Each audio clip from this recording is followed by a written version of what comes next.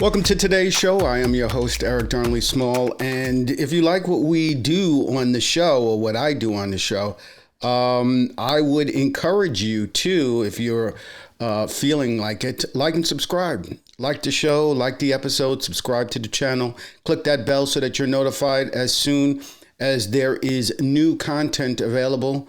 I try to upload as often as I can. Don't always get to it, but I try to do it as often as I can. If I can't, you can always go to the Mastodon, mastodon.vtip.me/@whatyoumissed. There you'll see links to all of the stories I talk about, the things that I want to discuss and find interesting. And I'm also on TikTok, tiktok.com/@EricDSmall. Like and follow if you enjoy the videos there. On the Mastodon, I've been starting to get some activity hopefully from folks that are watching this.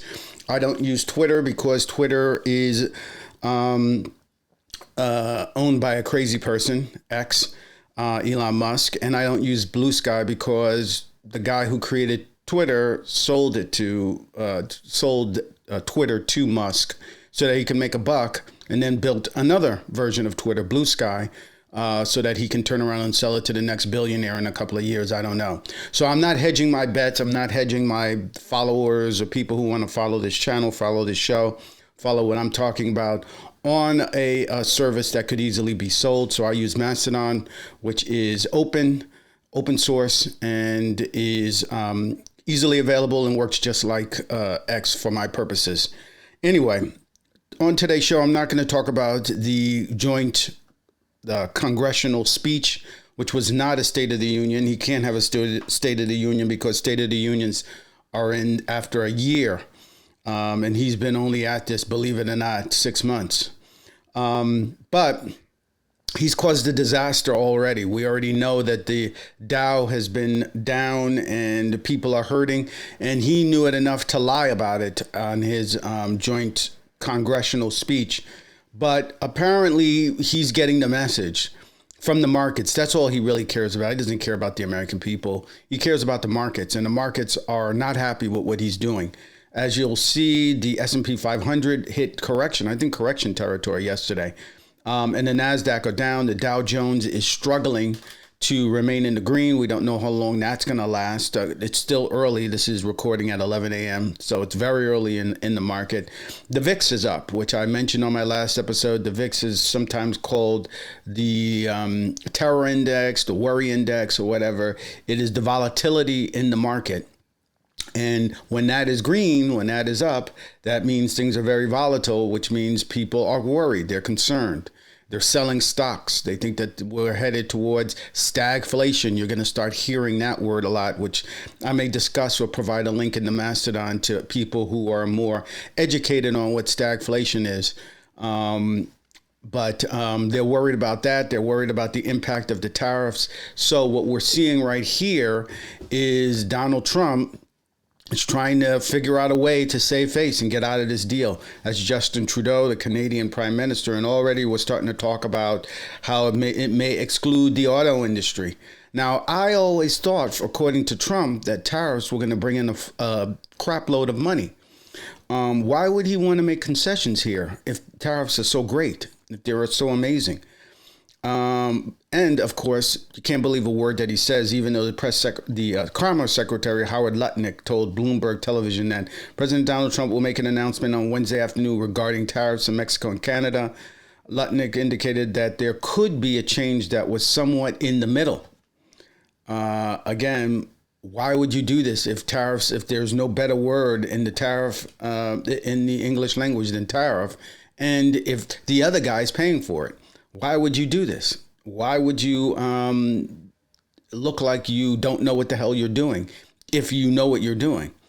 Potentially give tariff relief to companies, including lawmakers that are in compliance with United States, Mexico, Canada agreement, which was signed by Trump. The first time, Trump 1.0, right? He's at war with himself, with his first administration with regard to these tariffs. China is continuing on, saying in the same article that if war is what the U.S. wants, be it tariff war, trade war, any type of war, we're ready to fight till the end. So, again, this is the incompetence of this administration. They were ostensibly elected to make things better for the American people, and they're making things worse. We already knew that. The Trump voter apparently didn't know that, and the people who were caught in the love scam didn't know it, but we already know it. We've been saying it for 3 years, 4 years, whatever. He's releasing people from prison. There's now a report that Ben Shapiro wants a pardon for Derek Chauvin. Can you believe it? The man who killed George Floyd. Now, that won't, as far as I know, that's not going to get him out of jail because he was both federally and charged locally, criminally in the state. So, Minnesota is not going to release him, not going to pardon. The governor of Minnesota is not going to pardon him. But the idea that this guy, Shapiro, a man who has a huge following online, is calling for using his influence to call for Trump to release a man who is just a straight up killer and was proud to do it. If you look at the video of him killing George Floyd, is reprehensible. And anybody who believes in this guy who follows them should not. Shapiro, that is. I've been agnostic about the guy until I read this report out of the New York Post. Link is on Mastodon, where he calls for that. Just going to read very briefly. Trump said in the joint address to Congress that on Tuesday that his administration would be okay with a little disturbance in the tariffs. U.S. seized almost no fentanyl in northern border in January, despite Trump's claims. So it was a sea of lies. The most important thing, though, that I think I would say came out of the meeting or this joint address is that he's going after Social Security. There's no question now in our minds. And that was brought up I didn't watch it. I watched the recap that was brought up by MSNBC hosts. Everyone who came away said he's going after Social Security. So if you're a Social Security recipient, thought you were safe, thought that would never happen, the conservative movement and the Republican Party that has been at war, what we call the social safety net, they're finally going after it full bore.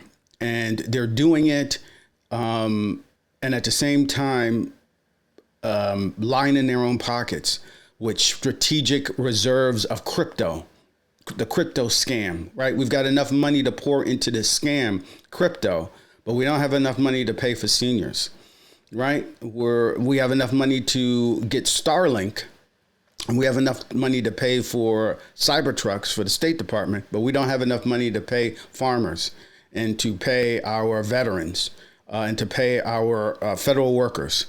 So this is a scam. It's still a scam. And the people who voted and brought Trump and the Republicans into power in the Senate, you bought the ticket, you got to pay the ride. You got to take the ride. And we are absolutely taking the ride.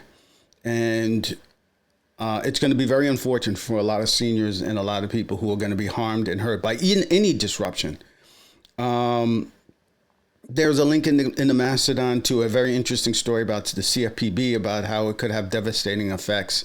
I urge you to take a look at that. I think it's very important to do that. There's another story in the Mastodon. The Supreme Court denies Trump's request to cancel USAID payments for completed work. This was a 5-4, which it should have been 9-0, as someone indicated on the Mastodon. So everything is in the economy is happening bad. Nothing is happening good, although Donald Trump at the joint Congress thinks that everything is going well. And then just give him a little bit of time. Again, this is the love scam. This is the scam where the guy says that he's gonna come and meet you. He's in New Jersey, but in truth, he's in Nigeria. He's just got to get on that flight. Just give him $5,000. He'll get on that flight and come and meet you, and we'll be together forever. And the person sends the money and never sees the money or that person, and calls up the person or emails the person or whatever. And the guy says, "Oh, my mother was rushed to the hospital. Oh, my cat's in the hospital. Oh, I had an emergency. I couldn't make it. I'll make it next time. Just give me another $5,000, right? That's the scam that Donald Trump is pushing right now, and the Republican Party is pushing right now. And the question for the American people are they going to continue buying it? I want to go over a couple of stories from last month that I didn't get into 2 weeks ago or so, and one from a week ago. Two of them are ones that are on my favorite topic, of course, of discrimination, racism, that sort of thing, and another one on politics. But first, I want to go into this story. This is from SF Gate and SF Chronicle. I'm sorry. California flight to Hawaii delayed by air traffic control. Expect more of this. I believe when we talk about when it's going to get bad for the airline industry, I don't believe you're going to have planes falling out of skies and crashes at a high number. I mean, you're going to have near misses. You're going to have, all these kinds of things going on. But what I expect you to have going forward is delays, huge, like 3 and 4 hour delays, which if you're not someone who flies is probably not a big deal. But if you're somebody who flies and have to make connections and you're trying to get where you're trying to get to, expect every day to be like, Thanksgiving Eve. Massive delays, planes not being able to fly, air traffic control, grounding planes for any kind of planes turning back. This was an interesting story. This was from the end of February that I don't want people to miss. I didn't have an opportunity to talk about this before, but this is about a regular flight that should have been routine. And if I talked about this before, forgive me, but flights from the Bay Area to Hawaii on United Airlines and other carriers experienced significant delays on Saturday. This again was 2 weeks ago. Saturday evening when an outage at the Oakland Oceanic Air Traffic Control Center impacted airspace coordination over the Pacific. I may have read about this on another video, so I'm not going to read the whole article. Links will be in the Mastodon, but several flights to Hawaii from the Bay Area and other regions were delayed or diverted Saturday evening due to major air traffic control issues. So one reason why I'm not sure if I read this or not is because so much of this is coming out now. Remember, Donald Trump, Elon Musk, and the Republican Party gutted the FAA at a time where you needed an increase in the FAA. You need more air traffic controllers, and they decided to save money so that they could pour it into crypto, so that they could line their own pockets. They decided what they were going to do is fire a bunch of air traffic controllers. So now your trips and your plans are ruined in order for the oligarchs to get their pockets lined. Moving on, DOGE staffers have quite a nice salary thanks to taxpayers. Again, the grift. I think I talked about how, or you should have probably seen already stories about how a bunch of staffers quit. DOGE staffers quit. And just to remind people, Elon Musk didn't create DOGE. There was already a digital computer sort of tech portion of the government that was created over Obama. And what Elon Musk did is like a virus. He came in and just gutted that agency and filled it with all new people and changed the name of it. And that's literally what a virus does when it enters your body. It comes into the body and it takes over a cell in your body and just reprograms it. And now that cell that was a part of your body is now working for the virus. It's literally what this guy just did. And so there were already federal workers that were working in this who were part of this other digital government that Obama created, and are now were reprogrammed to now work for DOGE, were repurposed to work for DOGE. So a number of them are already, there aren't all just teenagers, as is reported, a bunch of, racist teenagers. There were some that are actual professionals that were working for the government. And some of them quit and they created a website. I talked about that on my previous show. I think it's called take a look at the Mastodon. It's there. I can't remember the name of it. But they have a website to talk about who they are, who the federal government is, the federal workers are. It's a shame that it took this to have that happen. But anyway, those who are there, who are a bunch of Elon Musk sycophants, are getting a pretty nice salary on the taxpayer dime. Musk's Department of Government Efficiency is charged with eliminating waste, fraud, and abuse. And this is by the New Republic, by the way, an excellent website that does some great reporting. March 4th is when this came out. So was that 2 days ago? Elon Musk's Department of Government Efficiency is charged with eliminating waste, fraud, and abuse.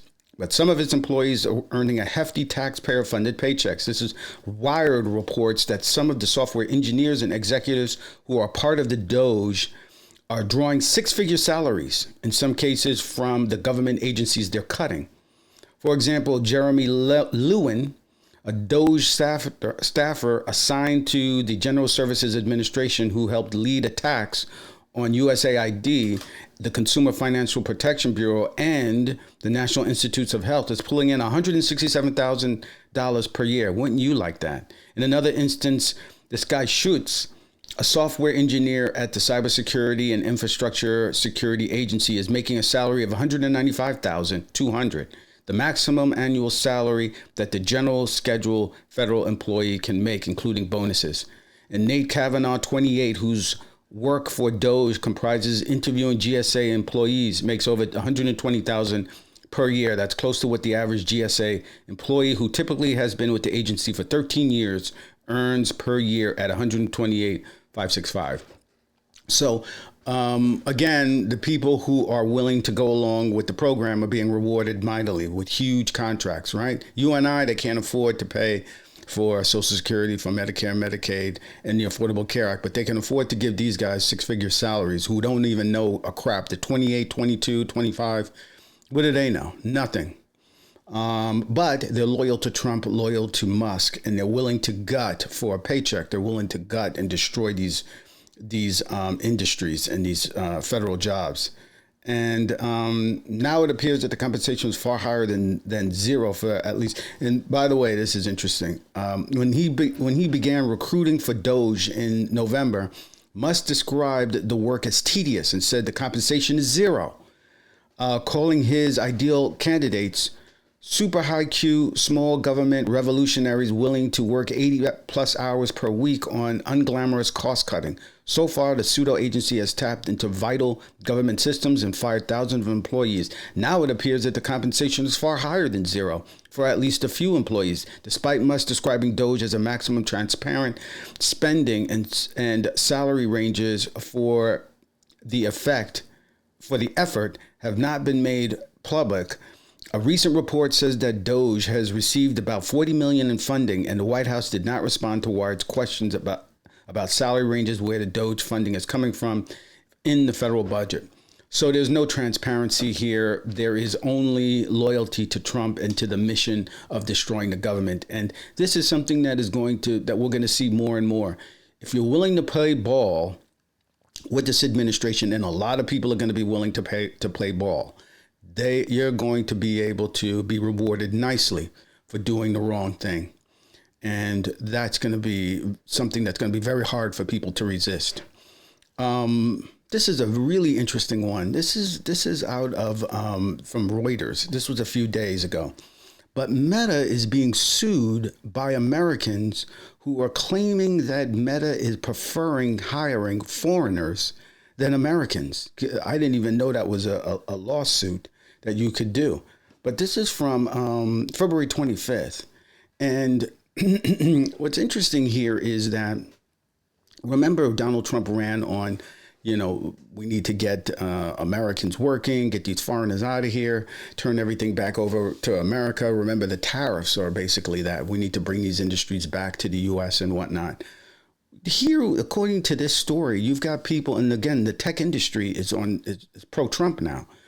Yet the tech industry, and there was a big brouhaha between Bannon and Musk over H-1B visas and bringing in foreign workers. That's where this stuff is coming from. And this is an interesting report here. This is, again, from Reuters. I'm going to read this here. It says a federal judge on Tuesday said that Meta platforms must face a lawsuit claiming that the Facebook and Instagram parent prefers to hire foreign workers because they can pay them less than American workers. This is the U.S. magistrate judge in San Francisco said that 3 U.S. citizens who accused Meta of refusing to hire them though they were qualified may pursue a proposed class action. The plaintiff's information technology worker, listen, these 3 guys, and I mean, they're American, but they have foreign sounding names, said that they each applied for several Meta jobs between 2020 and 2024, but were turned down because of Meta's systematic preference for visa holders. Meta in a statement said that the allegations were baseless and it would continue to vigorously defend itself against them. In seeking a dismissal, the Menlo Park, California-based company said that there was no profit. It intended to discriminate. There's no proof it intended to discriminate or would have hired the plaintiffs if they were not U.S. citizens. Now, what's interesting here is the argument that is being used here by these Americans, similar to the video I did the other day, where a woman was claiming that she lost her job. She didn't get a job because the gays were promoted ahead of her. Right. And it is her opinion that they were unqualified. Right. So here you have a person who's an employee who decides who's qualified and unqualified. Right. Similarly with this. And normally, I would be for the Americans fighting for this because I think this is a total scam. Again, I think that they're absolutely right that Meta is trying to hire foreign workers because they're cheaper. Elon Musk absolutely is doing that. They don't care about the American worker, although they claim to. Donald Trump doesn't care about the American worker. They care about profits. But in this lawsuit, that's very interesting. Here you have a bunch of guys who are saying we would have been hired. This is the same argument they use for affirmative action, against critical DEI and all these kinds of stuff. These guys somehow know better than the company that they would have been hired if it were not for these foreign workers.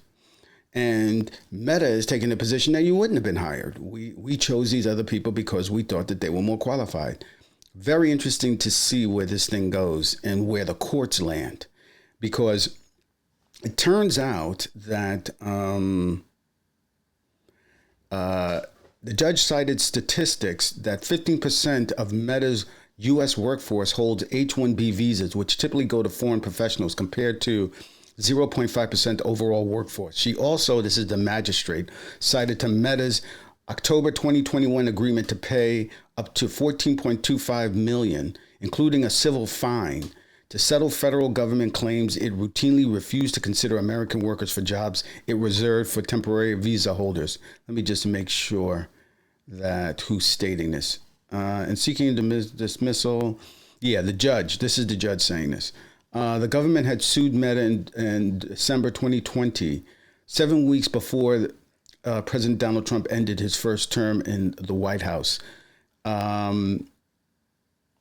The judge had dismissed an earlier version of the lawsuit, which names only Rajaram as the plaintiff in November 2022. A divided federal appeals court revived the case last June, saying a Civil War era law barring discrimination in contracts based on alienage protected U.S. citizens from bias. Many conservative groups have cited that law, Section 1981 of the Civil Rights Act of 1866, in challenging diversity initiatives in the workplace, which Trump also opposes. So they have to go back to the Civil War in order to make their case against, against quote unquote reverse discrimination.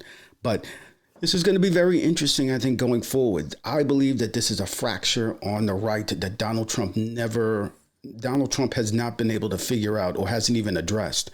But within the Steve Bannon right and the Elon Musk right, the Elon Musk oligarch right, tech right, want these foreigners in here because they can charge them little to nothing. They hold their visas over their head. They can't protest. It's actually against the law for H-1B visa holder to protest. They cannot protest. They cannot do any of the things that a normal U.S. worker demand, that they be able to go home on the weekends, yada, yada, yada. They can't do any of those things, right? They can only sit there and they have to take it. And the tech industry loves that kind of thing. They love to be able to exploit these workers. And this is a workers' rights really battle, as I see it. This is about workers' rights. It's not about gender or race or any of this kind of stuff. This is a workers' rights issue. That's why they have to go back to the Civil War prior to workers' rights. They have to cite a Civil War era Civil Rights Act of 18 whatever, because they don't want to be able to help workers. They're not interested in protecting workers. They're interested in making a profit. Finally, a piece of good news that people may have missed. This came out in February 25th, so 2 weeks ago or so. In Montana, a new map flipped 12 red seats. This is high country news. Never heard of it. I am going to assume that it's legitimate, but take it for a grain of salt. Take it with a grain of salt. But I'm sure this stuff can be easily checked. The facts can easily be checked on this. But anyway, in May 2023, Shelley Fayant was driving through Missoula, Montana, when Scott McNeil, who directs legislative races for the state Democratic Party, called to ask if she would consider running for House District 91. Just a few months earlier, Montana's bipartisan redistricting commission had approved a map for the state's 150 legislative districts, and the district where Fayant lived was now more culturally diverse and politically complicated.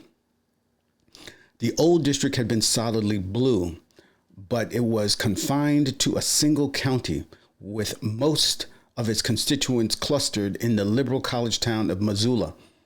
The new district was many times larger, mainly rural, and a lot more competitive. It stretched from North Missoula across 3 counties. Nearly 20% of its constituents were indigenous residents of the Flathead Reservation, where Fayant also lives as an enrolled member of the Confederated Tribes.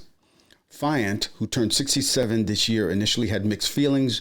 Her bid for a third term on the reservation's tribal council ended with a bruising loss of in 2021, and her 8 years of public service had taken a toll. But lately, her confidence had returned. Heck, I've led this sovereign nation through a pandemic, she said to herself. I can do this. So she knocked on doors across the district, from tiny reservation towns just 6 blocks to woodsy precincts full of expansive Missoula bungalows, explaining her priorities: affordable health care, quality education, and environmental protection. On Election Day, 18 months later, she outperformed Kamala Harris by almost 3 points, earning enough Trump voters to win handily and contributing to a local Democratic resurgence in Montana. The party flipped 12 Republican-held seats in the state legislature, the second most in the country after Wisconsin, where Democrats tallied 14 new seats. So this is return of the Democratic Party in the local and state races. Important to take a look at. Also extremely important to remember, and I want to remind anybody who's watching this, you've got elections in Virginia, which I think are going to be really tough given how much the Republican Party and Donald Trump have decided to take a meat axe at federal workers, many of whom live in Virginia and commute in. So that's an election. We've got New Jersey's having an election. It's going to be very interesting. And you've got a judge's race in Wisconsin. And Elon Musk is trying to pour as much money as possible into that race to try and flip the seat, which is a 5-4. And I've talked about this before, how we just barely got that. Protasiewicz just barely won that district. It feels like a forever ago, but just a few years ago. And we were able to get relief on redistricting and voting rights. And now a Democrat, a liberal judge, is retiring, and another race begins. And they are struggling to hold on to that seat. And I'm just going to bring this up from the Washington Post. Wisconsin Supreme Court judge race puts Trump and Musk at center stage. The contest will decide the political tilt of the swing state's high court. Is likely to be the most expensive court in history. As I reported before, it is bitter. The guy who lost against Protasiewicz was just really, really bitter when he lost. And, the Republicans in Wisconsin know how to go after the left. And they do it with, they roll up the sleeves and they do it hard. And it says 2 years ago, liberals gained a 4-3 majority on the court after 15 years of conservative control. They threw out legislative maps that gave Republicans commanding majorities in the state houses reinstated the use of absentee ballot drop boxes and accepted cases that will decide whether abortion remains legal in the state. But with liberal justice retiring this year, conservatives now have a shot at regaining a majority. If they do not, liberals are poised to control the court until at least 2028, and interest groups are expected to file redistricting litigation that could give Democrats 1 or 2 more seats in Congress. So Donald Trump and Elon Musk are targeting this race, and it is extremely important that that people realize what's going on. The states are where the action is. The states are how we turn this whole thing around and get things back. Listen, worst comes to worst on the federal level, you may need to impeach Donald Trump in order to stop this madness. And in order to do that, you will have to swing 15 seats or I think, or more. I believe 15 or 16 seats in the Senate in order to get a conviction. So the battle on the state level is extremely important going forward, and we need to keep an eye on it. Thank you for joining me on this episode. You'll see me on the next one. Take care, everyone. Hey there, fantastic viewers. Eric Darnley Small here, and I hope you're loving today's episode of What You Missed. You've reached the end of today's show, but don't worry, there's more show coming up. If you're watching this on YouTube, please click the bell so that you'll be notified when more content is available. You can also help the channel by clicking the like and subscribe buttons. It helps the YouTube algorithm find new viewers so that I can keep bringing you all this incredible content you enjoy. But wait, there are more ways to support the show. You can make a contribution through the show's PayPal, which goes a long way in helping produce even better content for you. And consider becoming a part of our growing community by joining our Mastodon site at mastodon.vtip.me/@whatyoumissed for more engaging discussions and exclusive updates. And here's something you won't want to miss. Mark your calendars for our live show streaming on YouTube and stream.vtip.me Monday mornings, 10:30 a.m. Eastern Standard Time. Your support means the world to me, and together we're making What You Missed the best it can be. Thanks for being a part of my journey.